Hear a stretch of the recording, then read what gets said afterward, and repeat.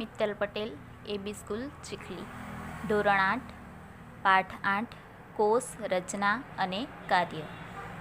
વિદ્યાર્થી મિત્રો, ગયા વિડીયો લેક્ચરની અંદર આપણે ડુંગળીના કોષ અને ગાલના કોષ વિશે માહિતી મેળવી હતી, જેની અંદર એક કોષની અંદર આપણે ઘણા બધા ભાગો કોષ કેન્દ્ર પટલ, કોષ રસ પટલ, કોષ દિવાલ જેવા ભાગો વિશે માહિતી મેળવી હતી.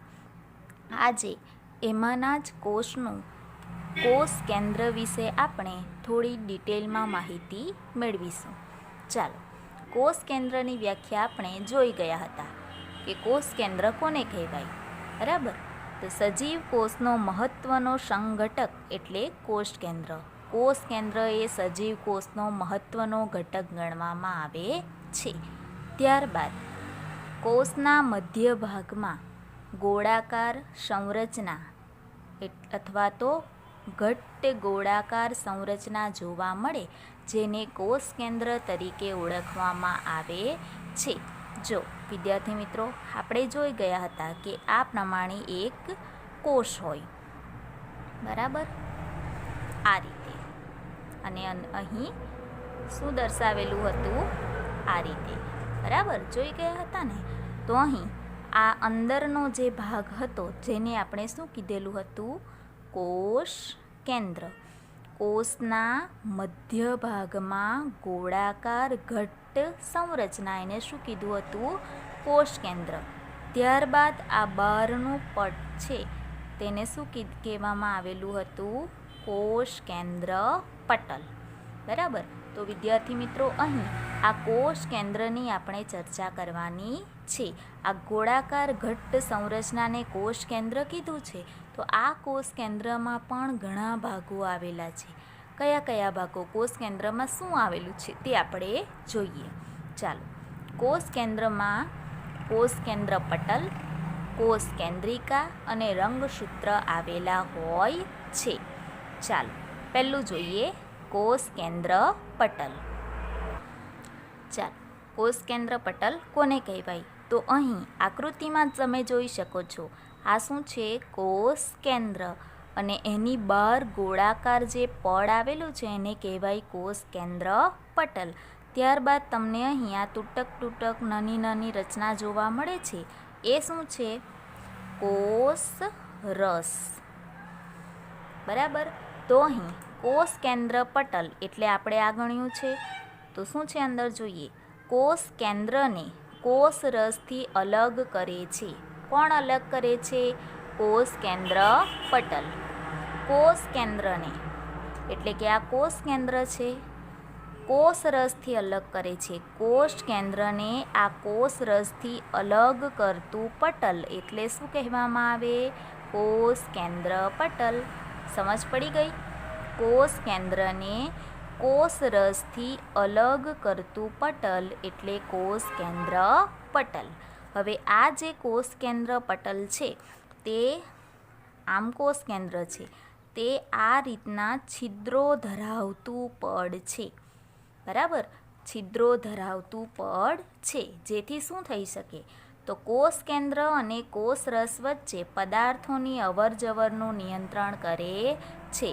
જો વિદ્યાર્થી મિત્રો, આ તૂટક લાઈન દેખાય છે ને, જેવી રચના અહીંયા આવેલી છે, એટલે આ કોષ રસમાંથી પદાર્થો આ તૂટક લાઈન દ્વારા અંદર જઈ શકે કોષ કેન્દ્ર સુધી, અને કોષ કેન્દ્રમાંથી પદાર્થો કોષ રસ પટલમાં થઈને કોષ રસ સુધી પણ પહોંચી શકે. તો આ રીતે કોષ કેન્દ્ર પટલની રચના જોવા મળે છે. ત્યારબાદ આપણે આગળ જોઈએ કોષ કેન્દ્રિકા, બરાબર? તો આ આપણો કોષ છે, બરાબર? અંદર શું આપણે કીધેલું? કોષ કેન્દ્ર, અને આ કોષ કેન્દ્ર પટલ. તો કોષ કેન્દ્રિકા કોને કહેવાય? તો આ કોષ કેન્દ્રમાં નાની ગોળાકાર સંરચના જોવા મળે છે, તેને કોષ કેન્દ્રિકા તરીકે ઓળખવામાં આવે, બરાબર? કોષ કેન્દ્રની પણ અંદર, કોષ કેન્દ્ર તો ગોળાકાર ઘટ્ટ સંરચના છે જ, પણ એની અંદર પણ નાની ગોળાકાર રચના જોવા મળે, તેને કહેવાય કોષ કેન્દ્રિકા. ત્યારબાદ રંગસૂત્રો. રંગસૂત્રો શું છે અને એ ક્યાં આવેલા છે? તો કોષ કેન્દ્રમાં દોરી જેવી સમાન સંરચના જોવા મળે તેને રંગસૂત્ર કહેવામાં આવે. આ કોષ કેન્દ્રિકા છે, બરાબર, અને આ કોષ કેન્દ્ર છે. તો કોષ કેન્દ્રમાં દોરી જેવી એટલે કે આ રીતની આ કોષ કેન્દ્ર છે જેમાં દોરી જેવી સમાન સંરચના જોવા મળે તેને કહેવાય રંગસૂત્રો. એટલે અહીં આપણને ખબર પડે કે રંગસૂત્રો ક્યાં આવેલા છે? કોષ કેન્દ્રમાં, બરાબર. હવે આ રંગસૂત્ર શું ધરાવે છે અથવા રંગસૂત્ર પર શું આવેલું છે? તો કે જનીન આવેલા છે, બરાબર. દોરી જેવી સમાન સંરચના એટલે રંગસૂત્ર. રંગસૂત્રની ઉપર શું આવેલું છે? જનીન. અને આને શું નામ આપ્યું આપણે? રંગસૂત્રો, બરાબર. તો રંગસૂત્રો જનીન ધરાવે છે. અને આ જનીન એ શાના બનેલા છે? ડીએનએ. ડીએનએ એટલે શું? ડીઓક્સી રિબોઝ ન્યુક્લિક એસિડ, બરાબર. જનીન શાના બનેલા છે? ડીએનએના. ડીએનએ એટલે ડીઓક્સી રાઇબોઝ ન્યુક્લિક એસિડના બનેલા હોય છે, બરાબર વિદ્યાર્થી મિત્રો. હવે આ જનીનનું ખૂબ જ મહત્ત્વનું કાર્ય છે. તો જનીનનું કાર્ય શું છે? તો પહેલું કાર્ય કોષની ક્રિયાનું નિયમન કરે છે, બરાબર. કોષની વિવિધ ક્રિયાઓનું નિયમન કરે છે. અને બીજું મહત્ત્વનું કાર્ય શું છે? તો આનુવંશિક લક્ષણોનું પિતૃ પેઢીમાંથી સંતતિમાં વહન કરવાનું કાર્ય કરે. આનુવંશિક લક્ષણો એટલે કેવા લક્ષણો? તો કે વારસાગત લક્ષણો. વારસાગત લક્ષણોનું પિતૃ પેઢીમાંથી સંતતિમાં વહન. હવે પિતૃ એટલે માતા પિતા અને સંતતિ એટલે કે બાળકોમાં. તો આપણે એક ઉદાહરણ લઈએ. જેમ કે પિતાની આંખો ભૂરા રંગની હોય તો સ્વાભાવિક બાળકોમાં લક્ષણો આવશે. તો સંતતિમાં જે આવનાર બાળકમાં પણ આંખો ભૂરા રંગની હોઈ શકે. અથવા તો માતાના વાળ હોય એ વાંકડિયા હોય તો એમના આવનાર બાળકના વાળ પણ વાંકડિયા હોઈ શકે. તો આ રીતે આનુવંશિક લક્ષણો જે માતા પિતાની અંદર લક્ષણો છે તે પોતાના બાળકોમાં લક્ષણ આવી શકે છે. તો તેના માટે કોણ જવાબદાર છે? જનીન. અને જનીન ક્યાં આવેલા હોય છે? રંગસૂત્રમાં. અને રંગસૂત્ર ક્યાં આવેલા હોય છે? કોષ કેન્દ્રમાં. તો આ રીતે જનીન કાર્ય કરી શકે છે. તો વિદ્યાર્થી મિત્રો, આ થઈ કોષ કેન્દ્રની રચના, જેની અંદર કોષ કેન્દ્ર પટલ, કોષ કેન્દ્રિકા અને રંગસૂત્રો આવેલા હોય છે. અહીં રંગસૂત્રો આ ટોપિક ખૂબ જ ઇમ્પોર્ટન્ટ છે. ચાલો વિદ્યાર્થી મિત્રો, આપણે કોષ કેન્દ્રની રચના ભણી ગયા. કોષ કેન્દ્રમાં કયા ભાગો આવેલા છે તેના વિશે પણ ચર્ચા કરી. તો હવે એક પ્રશ્ન છે કે શું વનસ્પતિ, પ્રાણીઓ અને બેક્ટેરિયાના કોષમાં પણ કોષ કેન્દ્રની રચના એક સમાન હોય છે? કયા કયા? વનસ્પતિઓ હોય, પ્રાણી હોય કે બેક્ટેરિયાના કોષ હોય? શું બધા જ સજીવોના કોષોમાં કોષ કેન્દ્રની રચના એક સમાન જ હોય છે? તો ના, કોષ કેન્દ્ર બધા જ સજીવોમાં અલગ અલગ, વનસ્પતિ, પ્રાણી અને બેક્ટેરિયામાં અલગ અલગ જોવા મળે છે, બરાબર. તો અહીં આપણે કોષ કેન્દ્રના પ્રકાર વિશે ચર્ચા કરીશું. ચાલો, કોષ કેન્દ્ર બે પ્રકારના હોય છે: આદિકોષ કેન્દ્રીય કોષ, સુકોષ કેન્દ્રીય કોષ. સુકોષ કેન્દ્રીય, સુ એટલે કે સારું. કોષ કેન્દ્ર કેવું જોવા મળશે? સારું. અને આદિકોષ કેન્દ્રીય કોષ એટલે કોષ કેન્દ્ર જોવા મળશે નહીં. જો કોષ કેન્દ્ર જોવા નહીં મળે તો એના પછીની બીજી રચનાઓ જોવા મળશે કે નહીં તે આપણે જોઈએ. ચાલો, શું કીધું આપણે? આદિકોષ કેન્દ્રીય કોષ એટલે કે કોષ કેન્દ્ર હાજર હોતું નથી, એટલે કે ગેરહાજર.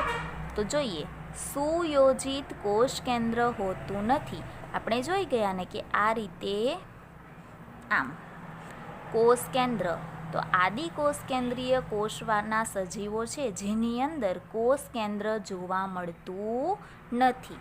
જો આ કોષ કેન્દ્ર જ નહીં હોય તો એની બહાર શું આવેલું છે? આપણે ભણી ગયા કોષ કેન્દ્ર પટલ. તો કોષ કેન્દ્ર જોવા મળશે નહીં, એટલે કોષ કેન્દ્ર પટલ પણ જોવા મળશે નહીં. અને જો કોષ કેન્દ્ર પટલ અને કોષ કેન્દ્ર જોવા નહીં મળે તો કોષ કેન્દ્રિકા પણ કેવી હશે? ગેરહાજર. કારણ કે કોષ કેન્દ્રિકા ક્યાં આવેલી છે? આ કોષ કેન્દ્રની અંદર આવેલી છે. સમજ પડી ગઈ? સુયોજિત કોષ કેન્દ્ર હોતું નથી, કોષ કેન્દ્ર પટલ ગેરહાજર હોય છે અને કોષ કેન્દ્રિકા પણ ગેરહાજર હોય છે. ત્યારબાદ કોષ રસમાં, એટલે કે આપણો આવો કોષ હોય તો આજુબાજુ કોષ રસ આવેલો છે ને, એ કોષ રસની અંદર ઘણાભસૂત્ર, ગોલ્ગીકાય અને રંજક કણ, આ અંગિકાઓના નામ છે. નાની નાની કણિકાઓ, અંગિકાઓ આવેલી હોય છે, જે કોષ રસમાં કેવી હોય છે? ગેરહાજર. એટલે કે જે સજીવોના શરીર આદિ કોષ કેન્દ્રીય કોષ ધરાવે, બરાબર, આ પ્રકારના કોષ ધરાવતા હોય તો તેમાં બધું કેવું હોય છે? ગેરહાજર હોય છે. તો વિદ્યાર્થી મિત્રો, કયા સજીવો આદિકોષ કેન્દ્રીય કોષ ધરાવે છે? તો બેક્ટેરિયલ કોષ અને નીલહરિત લીલ. બરાબર, બેક્ટેરિયાના કોષ અને લીલ, આ પ્રકારની લીલ છે જેની અંદર કોષ કેન્દ્ર નથી, કોષ કેન્દ્ર પટલ નથી, કોષ કેન્દ્રિકા નથી અને આ પ્રકારની અંગિકાઓ પણ જોવા મળતી નથી. બરાબર. ત્યારબાદ આપણે જોઈએ કે આ સુકોષ કેન્દ્રીય કોષ. આપણે જોઈ ગયા સુ એટલે કે સારું, તો સુયોજિત કોષ કેન્દ્ર હાજર હોય છે. બરાબર, આ રીતનું સારું એવું કોષ કેન્દ્ર જોવા મળે છે. કોષ કેન્દ્ર હાજર છે એટલે એની બહાર કોષ કેન્દ્ર પટલ આવેલું એ પણ હાજર હોય છે. બરાબર, અને ત્યારબાદ અંદર કોષ કેન્દ્રિકા આવેલી તે પણ હાજર હોય છે. અને એમાં પણ આ ઘણાભસૂત્ર, ગોલ્ગીકાય જેવી અંગિકાઓ હાજર હોય છે. બરાબર, તો આ બધું સારું કોષ કેન્દ્ર ધરાવનારા સજીવો કયા છે? તો ડુંગળીના કોષ આપણે જોઈ ગયા અને ગાલના કોષ. બરાબર, ચાલો અહીં ડુંગળી એ શું છે? વનસ્પતિ છે. તો ડુંગળીના કોષ કેવા કહેવાય? વનસ્પતિ કોષ. અને ગાલના કોષ આપણે મનુષ્યના લીધેલા ને, તો મનુષ્યના ગાલના કોષને શું કહેવામાં આવશે? પ્રાણી કોષ. તો વનસ્પતિ કોષ અને પ્રાણી કોષમાં કોષ કેન્દ્ર પટલ, કોષ કેન્દ્રિકા અને આવી જુદી જુદી અંગિકાઓ હાજર હોય છે. સમજ પડી ગઈ વિદ્યાર્થી મિત્રો કે કોની અંદર કેવા કોષ કેન્દ્ર હાજર હોય છે? બરાબર, તો અહીં આદિકોષ કેન્દ્રીય કોષ અને સુકોષ કેન્દ્રીય કોષ વચ્ચે આ પ્રકારનો તફાવત પણ અહીં રેડી થઈ જાય છે. તો તમને સમજ પડી ગઈ હશે. ચાલો વિદ્યાર્થી મિત્રો, આગળ આપણે જોઈ ગયા કે ડુંગળીના કોષ અને ગાલના કોષ. તો ડુંગળીના કોષ એ વનસ્પતિ કહેવાય, તેથી વનસ્પતિ કોષ કહેવામાં આવે છે. અને ગાલના કોષ પ્રાણી કોષ ગણવામાં આવે છે, આથી તેને પ્રાણી કોષ કહેવામાં આવે છે. તો વિદ્યાર્થી મિત્રો, અહીં તમને બે આકૃતિ જોવા મળે છે. તો અહીં આ વનસ્પતિ કોષ અને આ પ્રાણી કોષની આકૃતિ જોઈ શકાય છે. તો અહીં આપણે બંનેની અંદર નામ નિર્દેશ જોઈએ. અમુક ઘટકો જે વનસ્પતિ કોષમાં હાજર હોય છે, જ્યારે પ્રાણી કોષમાં ગેરહાજર હોય છે. બંનેની અંદર તફાવત પણ જોવા મળે છે.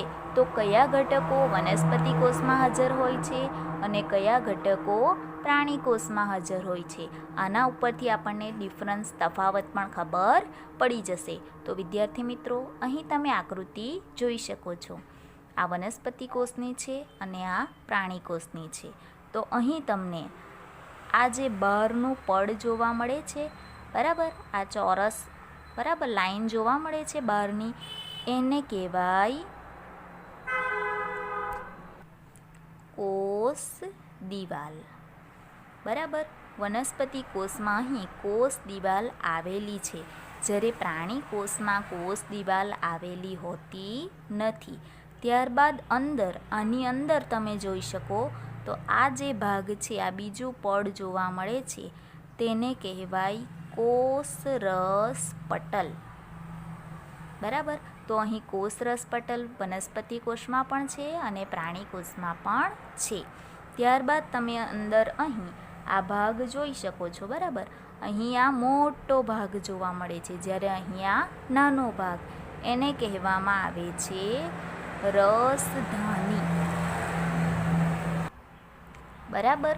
તો અહીં વનસ્પતિ કોષમાં એક જ મોટી રસધાની જોવા મળે છે, જ્યારે પ્રાણી કોષમાં ઘણી બધી રસધાનીઓ જોવા મળે છે. ત્યારબાદ અહીં આ ભાગ જોવા મળે છે અને અહીં આ ભાગ પણ જોવા મળે છે, બરાબર. તો આને કહેવાય કોષ કેન્દ્ર, બરાબર. ત્યારબાદ આગળ આપણે જોઈએ તો અહીં તમને વનસ્પતિ કોષમાં ઘણા બધા લીલા રંગના કણો જોવા મળે છે. લીલા, પીળા, લાલ રંગના કણો જોવા મળે છે. એ કણોને રંજક કણ તરીકે ઓળખવામાં આવે છે, અથવા તો તમે હરિત કણ તરીકે, હરિત કણ એટલે કે લીલા રંગના કણો તરીકે પણ ઓળખી શકો. તો અહીં વનસ્પતિ કોષમાં હરિત કણ આવેલા હોય છે, પરંતુ પ્રાણી કોષમાં આવેલા હોતા નથી. ત્યારબાદ તમને આ ભાગ બહારનો જોવા મળે છે, બરાબર. આ લીલા રંગની કણોની આજુબાજુ, અને અહીં આ સફેદ રંગનો જે ભાગ જોવા મળે છે, જેને કોષરસ તરીકે ઓળખવામાં આવે છે, જે વનસ્પતિ કોષમાં પણ હાજર અને પ્રાણી કોષમાં પણ હાજર હોય છે. તો વિદ્યાર્થી મિત્રો, અહીં તમે વનસ્પતિ કોષ અને પ્રાણી કોષની નામ નિર્દેશિત આકૃતિ જોઈ ગયા. હવે આપણને બંને વચ્ચેનો તફાવત ખ્યાલ આવશે કે કયા ઘટકો વનસ્પતિ કોષમાં હાજર છે અને કયા ઘટકો પ્રાણી કોષમાં ગેરહાજર છે. તો આપણે પહેલું જોઈ ગયા કે વનસ્પતિ કોષ કોષ દિવાલ ધરાવે છે, જ્યારે પ્રાણી કોષ કોષ દિવાલ ધરાવતો નથી. તો આપણો અહીં તફાવત પણ તૈયાર થઈ જાય કે વનસ્પતિ કોષ અને પ્રાણી કોષનો તફાવત શું છે? તો કોષ દિવાલ હાજર હોય છે, જ્યારે આની અંદર કોષ દિવાલ ગેરહાજર હોય છે. ત્યારબાદ બીજું આપણે જોઈ ગયા કે અહીં હરિત કણ આવેલા હોય છે, જ્યારે અહીં લીલા રંગના હરિત કણ આવેલા હોતા નથી, જેથી હરિત કણ ધરાવે છે અને હરિત કણ ધરાવતા નથી. ત્યારબાદ એક જ મોટી રસધાની વનસ્પતિ કોષમાં જોવા મળે છે, જ્યારે પ્રાણી કોષમાં ઘણી બધી રસધાનીઓ જોવા મળે છે, બરાબર. તો અહીં આ ત્રીજો પોઈન્ટ પણ આપણો થઈ જાય કે એક જ મોટી રસધાની હોય છે અને નાની નાની રસધાનીઓ જોવા મળે છે. તો વિદ્યાર્થી મિત્રો, અહીં વનસ્પતિ કોષની અંદર આપણે ઉદાહરણ પણ લખી શકીએ કે ડુંગળીના કોષ એ વનસ્પતિ કોષ કહેવાય છે, જ્યારે ઉદાહરણ તરીકે અહીં ગાલના કોષ એ પ્રાણી કોષ તરીકે ઓળખવામાં આવે છે, બરાબર. તો વિદ્યાર્થી મિત્રો, અહીં ધોરણ 8નું પાઠ 8 કોષ રચના અને કાર્ય આ ચેપ્ટર પૂર્ણ થાય છે. Thank you so much. Mittal Patel, AB school, Chikhli. ધોરણ 8 પાઠ 8 કોષ રચના અને કાર્ય. વિદ્યાર્થી મિત્રો, ગયા વિડીયો લેક્ચરની અંદર આપણે ડુંગળીના કોષ અને ગાલના કોષ વિશે માહિતી મેળવી હતી, જેની અંદર એક કોષની અંદર આપણે ઘણા બધા ભાગો કોષ કેન્દ્ર પટલ, કોષરસ પટલ, કોષ દિવાલ જેવા ભાગો વિશે માહિતી મેળવી હતી. આજે એમાંના જ કોષનું કોષ કેન્દ્ર વિશે આપણે થોડી ડિટેલમાં માહિતી મેળવીશું. ચાલો, કોષ કેન્દ્રની વ્યાખ્યા આપણે જોઈ ગયા હતા કે કોષ કેન્દ્ર કોને કહેવાય, બરાબર. તો સજીવ કોષનો મહત્વનો સંઘટક એટલે કોષ કેન્દ્ર.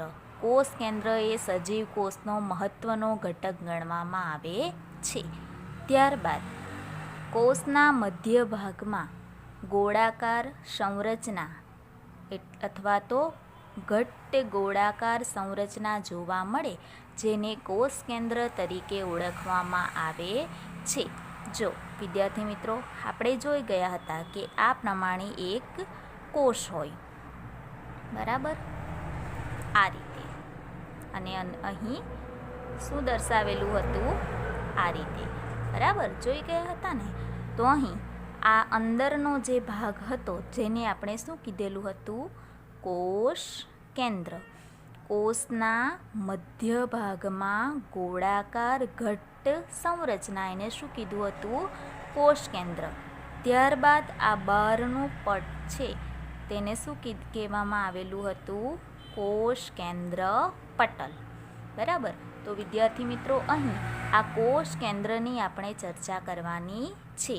આ ગોળાકાર ઘટ્ટ સંરચનાને કોષ કેન્દ્ર કીધું છે. તો આ કોષ કેન્દ્રમાં પણ ઘણા ભાગો આવેલા છે. કયા કયા ભાગો? કોષ કેન્દ્રમાં શું આવેલું છે તે આપણે જોઈએ. ચાલો, કોષ કેન્દ્રમાં કોષ કેન્દ્ર પટલ, કોષ કેન્દ્રિકા અને રંગસૂત્ર આવેલા હોય છે. ચાલો, પહેલું જોઈએ કોષ કેન્દ્ર પટલ. ચાલો, કોષ કેન્દ્ર પટલ કોને કહેવાય? તો અહીં આકૃતિમાં તમે જોઈ શકો છો, આ શું છે? કોષ કેન્દ્ર, અને એની બહાર ગોળાકાર જે પડ આવેલું છે એને કહેવાય કોષ કેન્દ્ર પટલ. ત્યારબાદ તમને અહીં આ તૂટક નાની નાની રચના જોવા મળે છે. એ શું છે? કોષ રસ. બરાબર, તો અહીં કોષ કેન્દ્ર પટલ એટલે આપણે આ ગણ્યું છે. તો શું છે અંદર જોઈએ? કોષ કેન્દ્રને કોષ રસથી અલગ કરે છે. કોણ અલગ કરે છે? કોષ કેન્દ્ર પટલ. કોષ કેન્દ્રને એટલે કે આ કોષ કેન્દ્ર છે, કોષ રસથી અલગ કરે છે. કોષ કેન્દ્રને આ કોષ રસથી અલગ કરતું પટલ એટલે શું કહેવામાં આવે? કોષ કેન્દ્ર પટલ. સમજ પડી ગઈ? કોષ કેન્દ્રને કોષ રસથી અલગ કરતું પટલ એટલે કોષ કેન્દ્ર પટલ.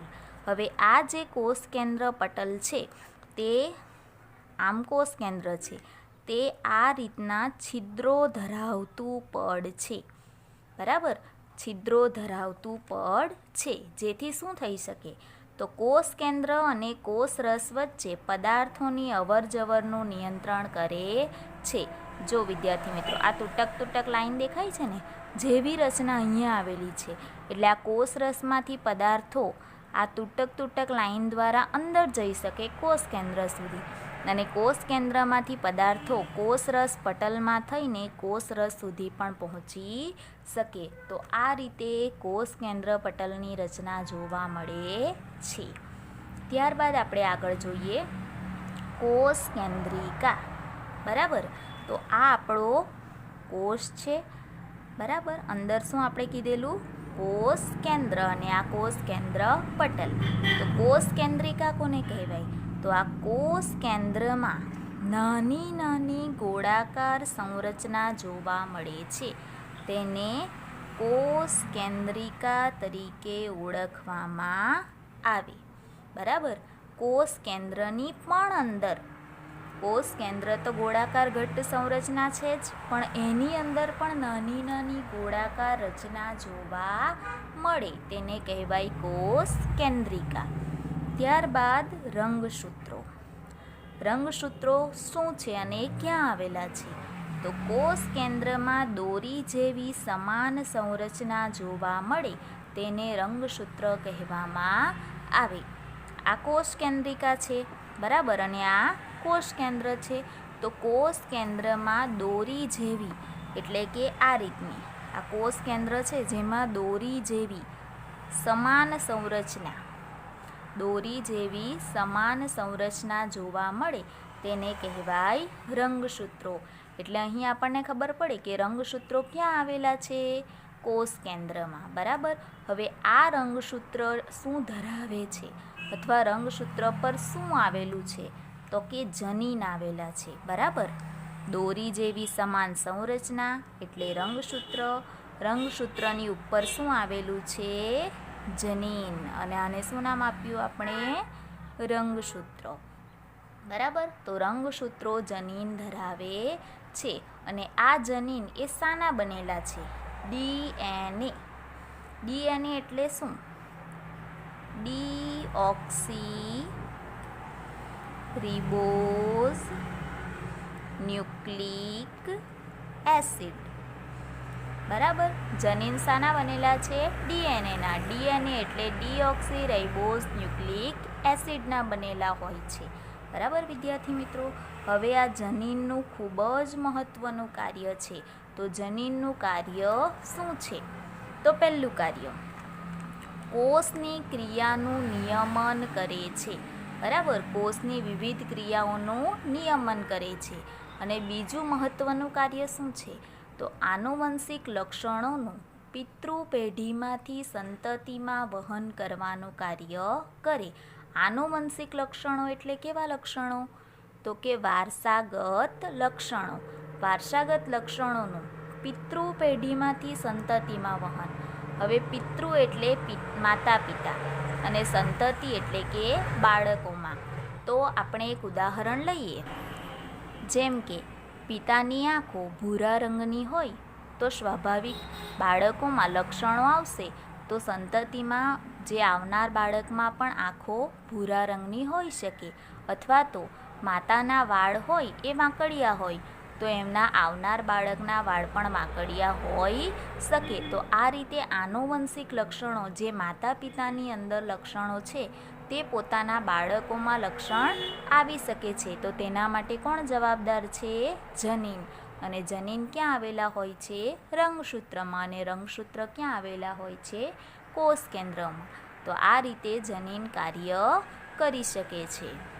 તો વિદ્યાર્થી મિત્રો, આ થઈ કોષ કેન્દ્રની રચના, જેની અંદર કોષ કેન્દ્ર પટલ, કોષ કેન્દ્રિકા અને રંગસૂત્રો આવેલા હોય છે. અહીં રંગસૂત્રો આ ટોપિક ખૂબ જ ઇમ્પોર્ટન્ટ છે. ચાલો વિદ્યાર્થી મિત્રો, આપણે કોષ કેન્દ્રની રચના ભણી ગયા. કોષ કેન્દ્રમાં કયા ભાગો આવેલા છે તેના વિશે પણ ચર્ચા કરી. તો હવે એક પ્રશ્ન છે કે શું વનસ્પતિ, પ્રાણીઓ અને બેક્ટેરિયાના કોષમાં પણ કોષ કેન્દ્રની રચના એક સમાન હોય છે? કયા કયા? વનસ્પતિઓ હોય, પ્રાણી હોય કે બેક્ટેરિયાના કોષ હોય? શું બધા જ સજીવોના કોષોમાં કોષ કેન્દ્રની રચના એક સમાન જ હોય છે? તો ના. કોષ કેન્દ્ર બધા જ સજીવોમાં અલગ અલગ, વનસ્પતિ, પ્રાણી અને બેક્ટેરિયામાં અલગ અલગ જોવા મળે છે. બરાબર. તો અહીં આપણે કોષ કેન્દ્રના પ્રકાર વિશે ચર્ચા કરીશું. ચાલો. કોષ કેન્દ્ર બે પ્રકારના હોય છે: આદિકોષ કેન્દ્રીય કોષ, સુકોષ કેન્દ્રીય કોષ. સુકોષ કેન્દ્રીય, સુ એટલે કે સારું. કોષ કેન્દ્ર કેવું જોવા મળશે? સારું. અને આદિકોષ કેન્દ્રીય કોષ એટલે કોષ કેન્દ્ર જોવા મળશે નહીં. જો કોષ કેન્દ્ર જોવા નહીં મળે તો એના પછીની બીજી રચનાઓ જોવા મળશે કે નહીં તે આપણે જોઈએ. ચાલો. શું કીધું આપણે? આદિકોષ કેન્દ્રીય કોષ એટલે કે કોષ કેન્દ્ર હાજર હોતું નથી, એટલે કે ગેરહાજર. તો જોઈએ, સુયોજિત કોષ કેન્દ્ર હોતું નથી. આપણે જોઈ ગયા ને કે આ રીતે આમ કોષ કેન્દ્ર. તો આદિકોષ કેન્દ્રીય કોષવાળા સજીવો છે જેની અંદર કોષ કેન્દ્ર જોવા મળતું નથી. જો આ કોષ કેન્દ્ર જ નહીં હોય તો એની બહાર શું આવેલું છે? આપણે ભણી ગયા, કોષ કેન્દ્ર પટલ. તો કોષ કેન્દ્ર જોવા મળશે નહીં, એટલે કોષ કેન્દ્ર પટલ પણ જોવા મળશે નહીં. અને જો કોષ કેન્દ્ર પટલ અને કોષ કેન્દ્ર જોવા નહીં મળે તો કોષ કેન્દ્રિકા પણ કેવી હશે? ગેરહાજર. કારણ કે કોષ કેન્દ્રિકા ક્યાં આવેલી છે? આ કોષ કેન્દ્રની અંદર આવેલી છે. સમજ પડી ગઈ? સુયોજિત કોષ કેન્દ્ર હોતું નથી, કોષ કેન્દ્ર પટલ ગેરહાજર હોય છે અને કોષ કેન્દ્રિકા પણ ગેરહાજર હોય છે. ત્યારબાદ કોષ રસમાં, એટલે કે આપણો આવો કોષ હોય તો આજુબાજુ કોષ રસ આવેલો છે ને, એ કોષ રસની અંદર ઘણાભસૂત્ર, ગોલ્ગીકાય અને રંજક કણ, આ અંગિકાઓના નામ છે. નાની નાની કણિકાઓ, અંગિકાઓ આવેલી હોય છે જે કોષ રસમાં કેવી હોય છે? ગેરહાજર. એટલે કે જે સજીવોના શરીર આદિકોષ કેન્દ્રીય કોષ ધરાવે, બરાબર, આ પ્રકારના કોષ ધરાવતા હોય તો તેમાં બધું કેવું હોય છે? ગેરહાજર હોય છે. તો વિદ્યાર્થી મિત્રો, કયા સજીવો આદિકોષ કેન્દ્રીય કોષ ધરાવે છે? તો બેક્ટેરિયલ કોષ અને નીલહરિત લીલ. બરાબર. બેક્ટેરિયાના કોષ અને લીલ આ પ્રકારની લીલ છે જેની અંદર કોષ કેન્દ્ર નથી, કોષ કેન્દ્ર પટલ નથી, કોષ કેન્દ્રિકા નથી અને આ પ્રકારની અંગિકાઓ પણ જોવા મળતી નથી. બરાબર. ત્યારબાદ આપણે જોઈએ કે આ સુકોષ કેન્દ્રીય કોષ. આપણે જોઈ ગયા સુ એટલે કે સારું, તો સુયોજિત કોષ કેન્દ્ર હાજર હોય છે. બરાબર. આ રીતનું સારું એવું કોષ કેન્દ્ર જોવા મળે છે. કોષ કેન્દ્ર હાજર છે એટલે એની બહાર કોષ કેન્દ્ર પટલ આવેલું એ પણ હાજર હોય છે. બરાબર. અને ત્યારબાદ અંદર કોષ કેન્દ્રિકા આવેલી તે પણ હાજર હોય છે અને એમાં પણ આ ઘણાભસૂત્ર, ગોલ્ગીકાય જેવી અંગિકાઓ હાજર હોય છે. બરાબર. તો આ બધું સારું કોષ કેન્દ્ર ધરાવનારા સજીવો કયા છે? તો ડુંગળીના કોષ આપણે જોઈ ગયા અને ગાલના કોષ. બરાબર. ચાલો, અહીં ડુંગળી એ શું છે? વનસ્પતિ છે. તો ડુંગળીના કોષ કેવા કહેવાય? વનસ્પતિ કોષ. અને ગાલના કોષ આપણે મનુષ્યના લીધેલા ને, તો મનુષ્યના ગાલના કોષને શું કહેવામાં આવશે? પ્રાણી કોષ. તો વનસ્પતિ કોષ અને પ્રાણી કોષમાં કોષ કેન્દ્ર પટલ, કોષ કેન્દ્રિકા અને આવી જુદી જુદી અંગિકાઓ હાજર હોય છે. સમજ પડી ગઈ વિદ્યાર્થી મિત્રો કે કોની અંદર કેવા કોષ કેન્દ્ર હાજર હોય છે? બરાબર. તો અહીં આદિકોષ કેન્દ્રીય કોષ અને સુકોષ કેન્દ્રીય કોષ વચ્ચે આ પ્રકારનો તફાવત પણ અહીં રેડી થઈ જાય છે. તો તમને સમજ પડી ગઈ હશે. ચાલો વિદ્યાર્થી મિત્રો, આગળ આપણે જોઈ ગયા કે ડુંગળીના કોષ અને ગાલના કોષ. તો ડુંગળીના કોષ એ વનસ્પતિ કહેવાય, તેથી વનસ્પતિ કોષ કહેવામાં આવે છે. અને ગાલના કોષ પ્રાણી કોષ ગણવામાં આવે છે, આથી તેને પ્રાણી કોષ કહેવામાં આવે છે. તો વિદ્યાર્થી મિત્રો, અહીં તમને બે આકૃતિ જોવા મળે છે. તો અહીં આ વનસ્પતિ કોષ અને આ પ્રાણી કોષની આકૃતિ જોઈ શકાય છે. તો અહીં આપણે બંનેની અંદર નામ નિર્દેશ જોઈએ. અમુક ઘટકો જે વનસ્પતિ કોષમાં હાજર હોય છે, જ્યારે પ્રાણી કોષમાં ગેરહાજર હોય છે. બંનેની અંદર તફાવત પણ જોવા મળે છે. તો કયા ઘટકો વનસ્પતિ કોષમાં હાજર હોય છે અને કયા ઘટકો પ્રાણી કોષમાં હાજર હોય છે, આના ઉપરથી આપણને ડિફરન્સ તફાવત પણ ખબર પડી જશે. તો વિદ્યાર્થી મિત્રો, અહીં તમે આકૃતિ જોઈ શકો છો. આ વનસ્પતિ કોષની છે અને આ પ્રાણી કોષની છે. તો અહીં તમને આ જે બહારનું પડ જોવા મળે છે, બરાબર, આ ચોરસ બરાબર લાઈન જોવા મળે છે બહારની, એને કહેવાય કોષ દિવાલ. બરાબર. વનસ્પતિ કોષમાં અહીં કોષ દિવાલ આવેલી છે, જ્યારે પ્રાણી કોષમાં કોષ દિવાલ આવેલી હોતી નથી. ત્યારબાદ આની અંદર તમે જોઈ શકો તો આ જે ભાગ છે, આ બીજું પડ જોવા મળે છે, તેને કહેવાય કોષરસ પટલ. બરાબર. તો અહીં કોષરસ પટલ વનસ્પતિ કોષમાં પણ છે અને પ્રાણી કોષમાં પણ છે. ત્યારબાદ તમે અંદર અહીં આ ભાગ જોઈ શકો છો. બરાબર. અહીં આ મોટો ભાગ જોવા મળે છે, જ્યારે અહીં આ નાનો ભાગ, એને કહેવામાં આવે છે રસધાની. બરાબર. તો અહીં વનસ્પતિ કોષમાં એક જ મોટી રસધાની જોવા મળે છે, જ્યારે પ્રાણી કોષમાં ઘણી બધી રસધાનીઓ જોવા મળે છે. ત્યારબાદ અહીં આ ભાગ જોવા મળે છે અને અહીં આ ભાગ પણ જોવા મળે છે. બરાબર. તો આને કહેવાય કોષ કેન્દ્ર. બરાબર. ત્યારબાદ આગળ આપણે જોઈએ તો અહીં તમને વનસ્પતિ કોષમાં ઘણા બધા લીલા રંગના કણો જોવા મળે છે. લીલા, પીળા, લાલ રંગના કણો જોવા મળે છે. એ કણોને રંજક કણ તરીકે ઓળખવામાં આવે છે, અથવા તો તમે હરિત કણ એટલે કે લીલા રંગના કણો તરીકે પણ ઓળખી શકો. તો અહીં વનસ્પતિ કોષમાં હરિત કણ આવેલા હોય છે, પરંતુ પ્રાણી કોષમાં આવેલા હોતા નથી. ત્યારબાદ તમને આ ભાગ બહારનો જોવા મળે છે, બરાબર, આ લીલા રંગની કણોની આજુબાજુ, અને અહીં આ સફેદ રંગનો જે ભાગ જોવા મળે છે જેને કોષ રસ તરીકે ઓળખવામાં આવે છે, જે વનસ્પતિ કોષમાં પણ હાજર અને પ્રાણી કોષમાં પણ હાજર હોય છે.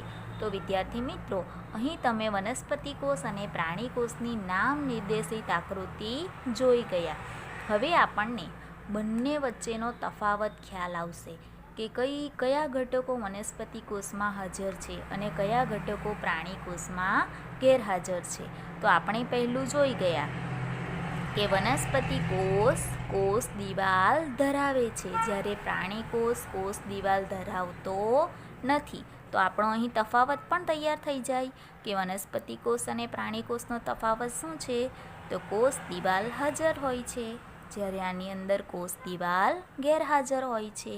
ત્યારબાદ બીજું આપણે જોઈ ગયા કે અહીં હરિતકણ આવેલા હોય છે, જ્યારે અહીં લીલા રંગના હરિતકણ આવેલા હોતા નથી, જેથી હરિતકણ ધરાવે છે અને હરિતકણ ધરાવતા નથી. ત્યારબાદ એક જ મોટી રસધાની વનસ્પતિ કોષમાં જોવા મળે છે, જ્યારે પ્રાણી કોષમાં ઘણી બધી રસધાનીઓ જોવા મળે છે, બરાબર. તો અહીં આ ત્રીજો પોઈન્ટ પણ આપણો થઈ જાય કે એક જ મોટી રસધાની હોય છે અને નાની નાની રસધાનીઓ જોવા મળે છે. તો વિદ્યાર્થી મિત્રો, અહીં વનસ્પતિ કોષની અંદર આપણે ઉદાહરણ પણ લખી શકીએ કે ડુંગળીના કોષ એ વનસ્પતિ કોષ કહેવાય છે, જ્યારે ઉદાહરણ તરીકે અહીં ગાલના કોષ એ પ્રાણી કોષ તરીકે ઓળખવામાં આવે છે, બરાબર. તો વિદ્યાર્થી મિત્રો, અહીં ધોરણ 8નું પાઠ 8 કોષ રચના અને કાર્ય આ ચેપ્ટર પૂર્ણ થાય છે. Thank you so much.